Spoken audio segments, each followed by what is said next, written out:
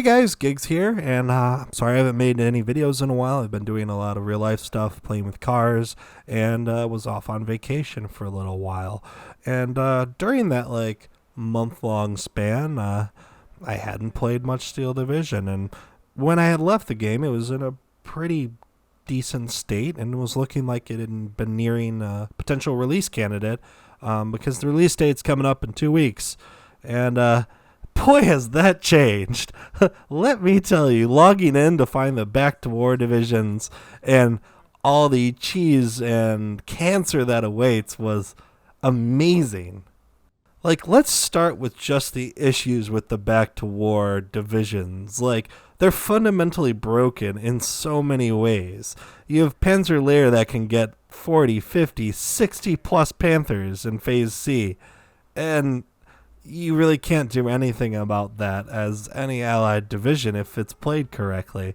Then you have 3rd Armored US, which is just a beautiful shit show of Calliope spam and Greyhound spam and just more Shermans than you can imagine to do with. Then you have the French division, which is basically the second incarnation of the French Amex 10 cheese opener from Wargame, where you can just flood your enemies with M8 Greyhounds, and there's nothing they can really do about it if played correctly because you get 30-something of them in Phase A if you want.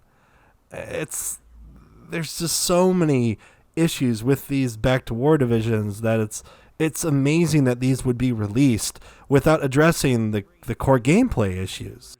And speaking of core gameplay issues, the biggest one right now is a complete lack of matchmaking. You're forced to sit in a lobby for 10, 15, 20 minutes, and then once you're done sitting in the lobby, you get into a game mode that is not suited for whatever map you're playing on because the person who set up the lobby set it on a 2v2 map and you're playing 4v4, so it becomes a complete spam fest and too many units flooding into a very cramped map. It just doesn't work.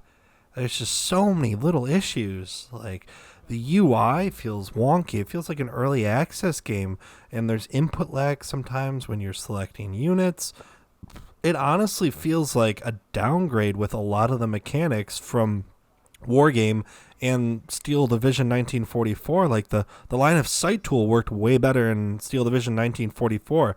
This one bugs out on buildings and has all sorts of issues, and it feels like the phase system doesn't even matter anymore because all it does is provide an artificial cap on availability, and people just seem to be building their units and their deck compositions for Phase C so they can just spam units at the end, and it doesn't offer any strategic or tactical bonuses or anything. It's mindless. You just flood units at them, and there's no your units don't matter.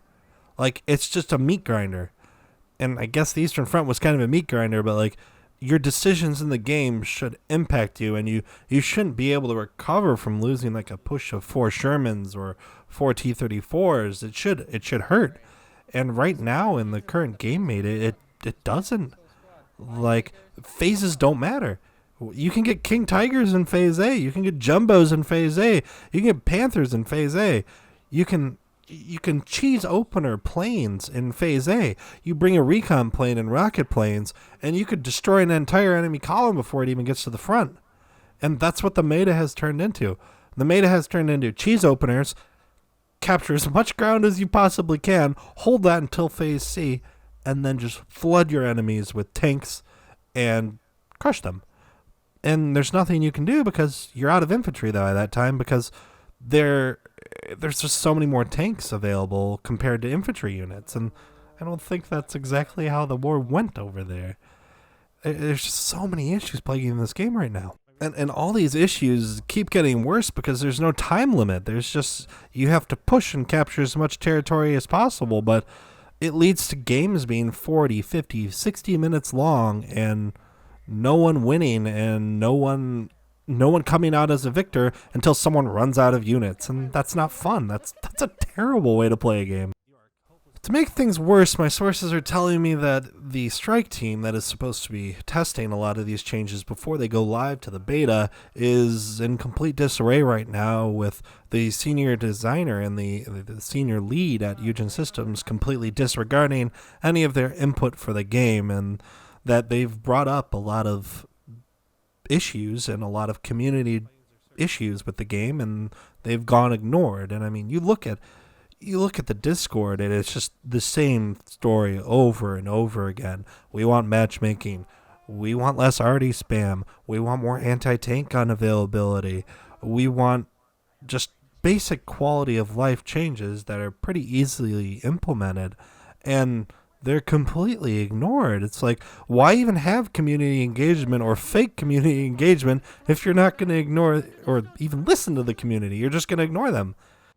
So to conclude, instead of fixing a lot of the quality of life issues with Steel Division 2, like lack of matchmaking, bug fixes, and general pace of the game, Eugen released 8 more divisions that have further made them more work with bug fixes, changes, stat rebalancing, and tank rebalancing, yet are also apparently not open to input from their gaming communities. So it's like, why the hell would you even have playtesters or a beta if you're going to just make the changes yourself anyway and proceed along a predetermined path? It seems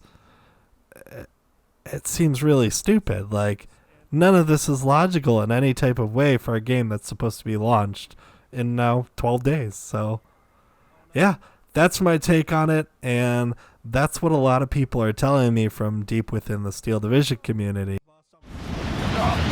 Well,